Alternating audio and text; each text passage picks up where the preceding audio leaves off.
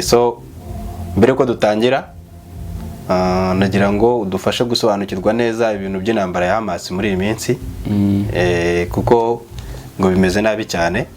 Amakuru ari hanze ari kugaragaza ko abanyapalestine 20 bamaze gupfa kuva intambara yatangira, 54 bakaba bamaze bose gukomereka, naho abana bagera ku 10,000 bari munsi y'imyaka 5 bakaba ari bo bari guhurira n'ibibazo bikomeye muri ibyo bihe bibi by'intambara Hamas na Palestine barimo kurwanamo. Ese nkawe nk'umwanalist ubundi bino ubibona gute cyangwa urabivugaho iki by'intambara imaze igihe kirekire kingana gutya kandi ikomeje gutwara ubuzima bw'abantu? Mbo intambara kwa ari igikoresho cya Renouveau Mondial ibigomba kujya en place. Noneho ibiza gukurikira urumva n'impfu na karengane n'ibiki byose. Urumva rero ngiye nk'umwanaliste nanjye babimbabaje, nta muntu nyine bitabaje impfu z'abanyapalestina, ariko nta kindi twabikoraho. Rero ni intambara ya ba Biden ubwo ngubwo igomba kuba kuko bafite imbaraga zabyo, bafite diplomasi, bafite institution, bafite intwaro, bafite lobby, donc ntago abarwanya. Okay. Uyu munsi rero cyangwa iminsi ishize yarutse kuba inama UN Security Council itora umwanzuro wo kohereje ubufasha, imiti, ibyo kurya bihagije kugira ngo babashe gufasha bari abantu bo muri Gaza bakomeje guhura na bino bibazo by'intambara, yaba barwaye, inkomere, abari mu buhungiro. Ese ubundi ko UN ifite ubushobozi bwo guhagarika intambara cyangwa se na Amerika bafatanyije, kandi Chine na Russia ndetse na Iran bakaba biri kugaragara ko batari gusapotinga Hamas muri no ntambara, kubera iki aho kugira ngo UN Security Council itora umwanzuro wo guhagarika intambara ahubwo iri gutora uwohereza ubufasha? Ibyo byo bivuze iki nk'umwanalist? Mbona kuvuga ngo rwose ikintu bita solidarity, ikintu bita humanitarian kuri no ntambara kiremewe. Ariko ko icyo bayishingiye kitaragerwaho, icyo bashoreye no ntambara kitaragerwaho, ntago bari kwemera kuyihagarika kuko ntacyo baba barakoze. Ubufasha rero buremewe, memu ibihugu byose n'iby'Iburayi n'ibyo muri Afrika byemewe kujyana ibintu muri Gaza bya humanitarian n'imiti n'ibiki byose, ariko ntago bashobora gutinyuka kuyihagarika kuko icyo bayishingiye ntago kiragera. None muri iyo nama yabaye n'ubundi byarangiye UN ubwayo inaniwe kumvikana n'abanyamuryango bayo, cyane cyane mu gikorwa cyo gushaka guhagarika iriya ntambara ya Hamas. Byarangiye rero USA itoye ihakana cyangwa se ibuza uwo mwanzuro ko bafatwa kuko byari birimo guproposwa ko bahagarika intambara, ariko USA iranga. Ubona ubundi USA ifite inyungu ki muri iriya ntambara ko ikomeza kuyishoramo cyane ndetse ikagaragaza ko inashyigikiye ku rugero rwo hejuru, kandi bari abantu provoka cyane tutari kubabonamo Abarusiya n'Abashinwa ndetse na Iran? Ubundi wese ubona ufite izihe nyungu mu guhora buri gishyigikira intambara ya Hamas na Israel? Burya Middle East Amerika nayitezamo akavuye ifata nka Afrika. Ubwo rero uyu urebye muri Middle East ubona ko hari ibihugu byinshi bishobora kuyobora bitari Israel. Kandi ubundi Israel na Amerika, nimba ari Amerika riri haho iharanira ko icyo gice ari ikiyobora. Nukuvuga ngo rero umuntu uri targeted ni Iran, kuko Iran niwo mukuru aho. Nabura na za Jordan na za Qatar na za kizose nuko zahisemo kumvira Amerika ko ntawe wirwanya aho ngaho, ariko Iran itumbagiye. Hari ibihugu Amerika yatihomba. Memu nara muri UAE harimo leta 7, harimo 3 izumvira Iran kuri muri bino bya emergence zongo ziri police. Urumva rero Iran nuko ari ikintu Amerika yapfukiranye ubundi kibyutse kigaturika. Hari abantu cyahita kigutwara benshi cyane. Wenda ushobora gusigana na Arabia Saudite kuko bo basanga ngo ari abasuni ngo abashira badakorana. Ariko nka Syria, Liban, Palestina, Iran wabitubona bitumbaye. Rero Amerika yo iravuga ati Iran ngomba kumekinga sure ko izahura ikinagaye. Me n'ibintu muri Arabia Saudite byo kwimenasa, me n'ibintu muri Iraq byo kwimenasa, donc za makamilitaire menshi cyane. rero Iran baravuze Amerika yavuze ati reka nyishore mu ntambara. None Amerika ya ba Biden ubona ntabwo ari Amerika yonyine muri geopolitique. South Korea na Amerika, Ikirene na Amerika, projet politique y'impande ya Kongo na Amerika, bashaka kugutera banyuzemo aho. Ubwo rero Israel na Amerika iraho bagomba kwitiranya na Iran. None impamvu na Amerika idahagarika intambara nuko ari isi ni yayo, nuko yiswe Israel kundi na Amerika. None so ngo yivane mu ntambara kandi ifite target, ifite igipimo itarageraho. Ifite ibikibona Iran bino bintu imena kwa Putin ara muri Kenya ngo drone yohereza ibiki byose. Barashaka ko Iran ihindukira igata Putin. Kuko Putin ubu ngubu bamaze kubona ko umuvanyeho support, sanctions zigakora yananirwa Ikirene. Ubwo rero umuntu wese umufasha nawe baramuprovoka intambara. Iran igira yayo, Chine bashaka kwitera Taiwan. Donc bakareka Putin akirwa. Rero ko bari kubona ko Iran yanze kuza mu ntambara. Bari kuvuga ati intambara tuyihagaritse, Iran yagumi igafasha Putin ikamuha drone, Iran ikaruma Hamas, ikaruma Houthis nabyo bigateza akavuyo. Baraguma ro bakserere muri Gaza kuzageza ubwo Iran bizayipusa ikazi ikayitigwa muri Gaza. Ubwo bikarangira Iran yinjiye mu ntambara. Noneho bakabona uburyo. None Iran ninjira mu ntambara. Iran ikiza cya ifite rezuti nyinshi. Ifite rezuti bita Houthis, ifite rezuti bita Hezbollah. Yahitizime na mimijinya none akahita avuka intambara muri koridoro nyinshi. Amerika ari byibisha ido intambara zinyanyagiye. Niyo mpamvu yo kuvuga ati Iran mukore kubigiza mu ntambara.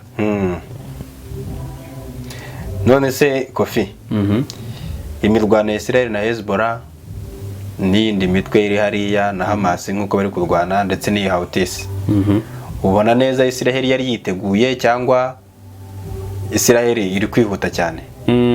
So uradusobanurira neza ukuntu ubona Israel niba ari yiteguye zino ntambara zose cyangwa se nkuko n'ubundi bayiteye bayitunguye, nabyo yaratewe itunguwe ahubwo igahita ishaka gukomerezaho kugira ngo ibashe gusenya iyo mitwe yose. Israel kuvuga ni yihita iteguye. Nakubwiye ko iri ibona nyetanye yobora. Bari abantu ni abaturage basanzwe. Ntabwo bafata ibyemezo. Ntabwo ari bo bafite amastoke y'intwaro. Ntabwo ari bo bafite lobby ibyo, ntabwo bafite budget ibyo bintu. Ubifite ni Washington byose. None ivuga ngo ninde uvuga ko Biden iteguye intambara ya Iran na Chine na Ukraine. So barabyiteguye. Noneho Israel iri ubona iri hariya. Nicyo iri mu bihugu bya mbere ku isi bizi kumobiliza reserve force. Wabonye ko Netanyahu yahise amagara abantu 300. Abasikaye barahari ibyo si ikibazo. None Israel ko bizwi ko ari igihugu cyiza, donc gifite uburezi bwiza, donc kai ki generique. Wowe ushobora no kujya muri Pakistan no mu Buhinde ukaraba ibyuko rukennye uvuga ati muze turabagira Pakistan Israel, India Israel. Ariko muturwaye intambara nyuma muzika amakaminuza, donc mu abanya Israel. Israel generique nta kuvuga ngo ni igihugu unique. Iri generique. Rero ntuzagira ikibazo cy'uko yabura abaturage. Okay. Bino bihugu bya Chine, Putin na Iran kwa ko ibihugu bihora muri sanction usanga bafite urubyiruko rwinshi rukene. Aho ngoro ushobora kubashyira mu mobilisation yuko ubahemba ukagira utubona abantu benshi cyane. Burana nyitanye shaka yarukita muri Iran ko ari ubukene buteye ubwo. None Kofi. Byakomeje kugaragara ko koko Israel ikomeje gutsimbara ku mwanzuro wo kudahagarika intambara. Ubwo Minisitiri w'Ububanyi n'Amahanga yarari mu kiganiro n'abanyamakuru yemeza neza ko nubwo bakomeje kubashyira igitutu cyinshi cyane basaba guhagarika intambara ngo bagahundira cyari yayindi no guhagarika intambara ruko Hamas takiriho ndetse n'intego zabo bazigezeho muri Palestine. Ubona ukuyeho wenda ko twamaze gusobanukirwa ko Israel iri nka Amerika nyuma kubera iki ubundi Israel idashaka kumvira amahanga kuki yakomeje kwinangira umutima cyangwa se kubera iki yumva guhagarika intambara kandi biri kugaragara ko iri no kwitsinda iyo kuri byikomeje kubyanga. Icyambere bareba ubashyigikiye muri ibyo bintu witwa Amerika. Nta muntu utegeka Amerika kuri inose. Urumva ndongo uhagarikiwe n'ingwe avoma ibyo ashaka niko bavuga hari. Uhagarikiwe n'ingwe aravoma. noneho Israel isanzwe ifite n'ibintu mu mateka abantu bayitinyira. Urabizi haba jenoside yakorewe abanyayisiraheli, umuntu wakorewe jenoside kongera kumukoraho umubwira nabi ugira gute, hahita hasohoka propaganda yo kushaka kongera kubamara. Nta gihugu rero kishaka kujya muri ibyo bintu. Donc nka burugize ibyago nyetanya avuga ngo urashaka kongera kutumara nka Hitler tuje kwitabara akagushoraho intambara. Sinzi ko wakira ibyo bintu ni Burundi. Rero ibihugu byose bigendera kure ikintu cyo kuvuga ngo urajya gutabara Hamas. None Israel imaze kubona ku isi yose yabatinye bari muri za humanitarian ari byo bari guhoramo ngo intambara ihagarare, ariko ntibafasha Hamas, yahise ibonera igihangange. Itivuga ati mwebwe mwese mushake mugumye muvuga ibintu naka mugire mute ntago muzaduhagarika intambara. Rero Israel nuko nguko bimeze. Nibyo biri gutuma Israel ikomeza kurugiraho kurusha imbaraga amahanga kandi bari kuyisaba ko yagahagaritse iyo ntambara. Neza cyane. Rero Iran nubwo yateranye Hamas ariko hari ahandi ibinyuza. Ubona ko Netanyahu na Bashar benda kurwana kubera Iran. Liban na Israel benda kurwana kubera Iran. Ariko kuri Houthis ho kwa ko biri kure bisaba guca mu bihugu, Netanyahu yaca mu bihugu byinshi yagere Houthis. Ho wabonye ko bajya hafi bakayegera banyuze muri Red Sea. Birimo bigiye gutangira ejo bundi nayo. Noneho wabonye kuntu Netanyahu afatagaza akacamo ibice bibiri akavuga ngo turahera muri North tuzaba tujya muri South nyuma. Muri North yagira ngo ikiriyaringe babone base arrière yo kurwanya Hezbollah iri muri Liban. Impamvu North imaze kubohorwa hahise hatangira urugamba rukaze na Hezbollah. So rero nuko nguko bishushanyije. Okay. Houthis yo impamvu iri kwiyenza bakayihorera nuko Netanyahu byamusaba ingendo ndende kuyigeraho. Reka dukomeze tujye kuri Chine. Ubwo ibintu bya Hamas n'ubundi ni birebire tuzakomeza tugende tubigarukaho umunsi ku munsi. None ikindi Amerika yanga kubwira Netanyahu ngo hagarike intambara. Nuko Netanyahu uzamukenera in future nanone. None numushora mu ntambara igahagarara nawe atageze kubyo yarasanzwe yifuza byo kuvanaho Hamas. Ubundi ofete ntago Hamas ishaka kujya muri centre geopolitique ngo iteshe umutwe Biden, ntago Hamas se niki ntago yamugera. Ariko na Netanyahu kwa ko nawasanzwe yanga bashobora kuba nino bapfuye tutazi arashaka kwihanagura. Nubwo rero Iran itaza Netanyahu amaze kumuha permission wa Mayavanture najya mu bintu byo kumugarura birakunanira. So kugira ngo rutiteranya nawe mureka yihanagure biramureba. Ariko kugira ngo muri future n'umukene uzongera umubone. So nkuko nari Iran ishaka kuzongeka kazura umutwe mu Misiri. Kandi wahita ukenera Netanyahu nanone. Yawuzura biragaragara kuko nayo ifite imbaraga nubwo icecetse.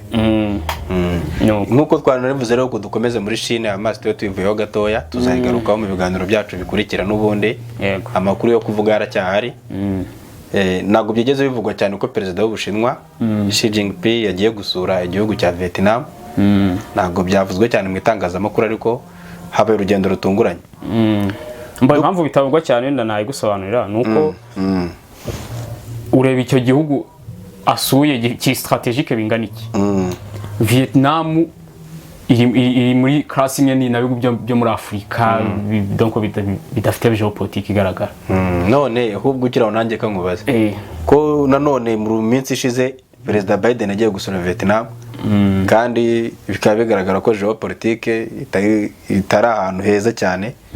Ibivuze iki gutya abaperezida babiri b'imbaraga nyinshi gutya ku isi bashobora kuba bahurira kuri Vietnam mu gihe gito cyane gikurikirana.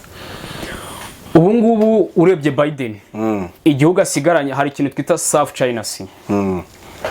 Ni hari ahantu ubona Vietnam, Malaysia, Indonesia, Taiwan, nuko iriya nyanja iri hari ya Philippines.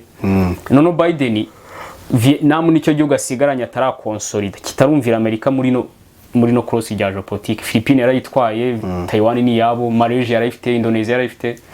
Umva asigaranye Vietnam.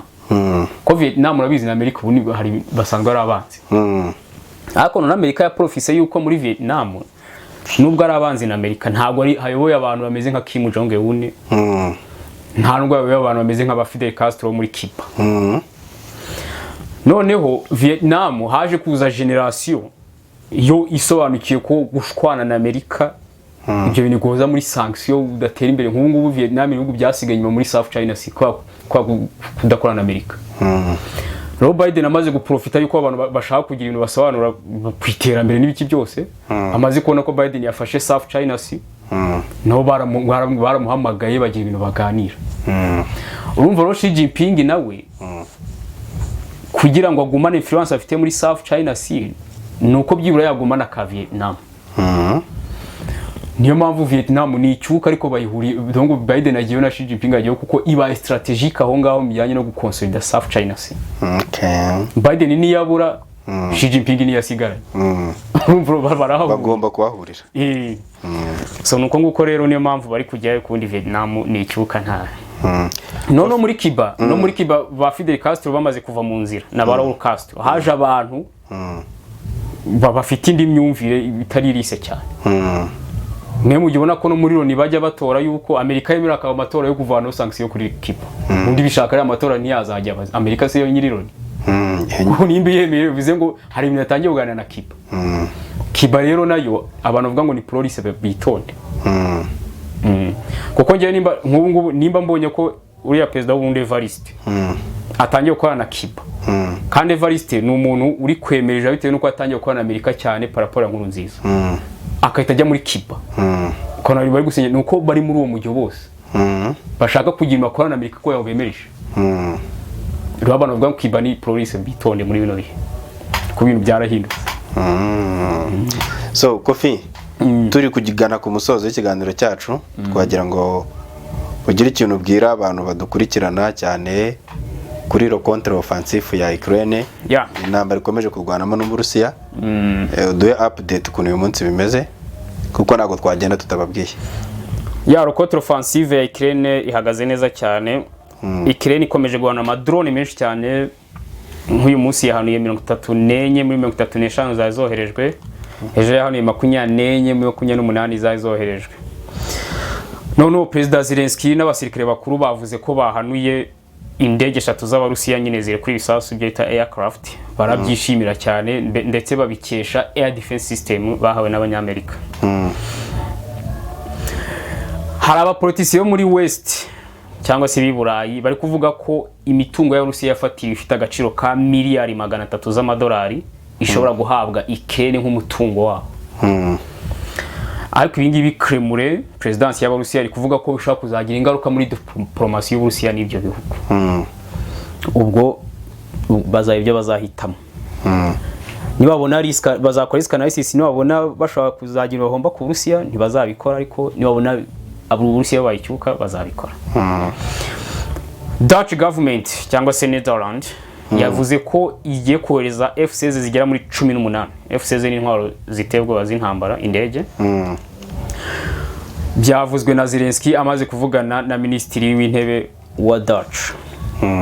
Polisi ya Ukraine yataye muri yombi umuntu wakoraga muri ministeri y'ingabo, byagaragara ko yashaka kunyereza miliyari 40 z'amadolari yaraga agomba kugura shares.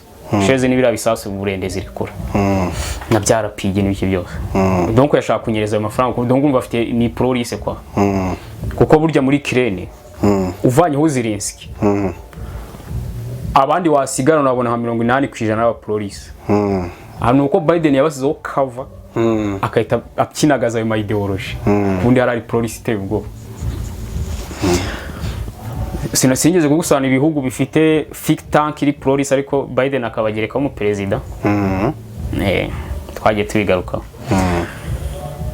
Amerika yavuze ko igiye gushyira sanction ku mabanki ari pro-russe hari muri Amerika mu rwego rwo gukinagaza capacity y'Abarusiya muri Ukraine. Kuko burya Putin nubwo muri Ukraine yatinze kuva ariko abantu bamufasha barazwe. Ibyo tse mitone ngo bagiye kubashyira muri sanction nuko basanzwe babaza. Ahubwo nuko igihe kiba kitaragira. Bo rero abantu bafasha Putin bagenda baba sanction gake gake no kugira ngo intambara ibi iron trend. Ntabwo bashaka kwigarika vuba.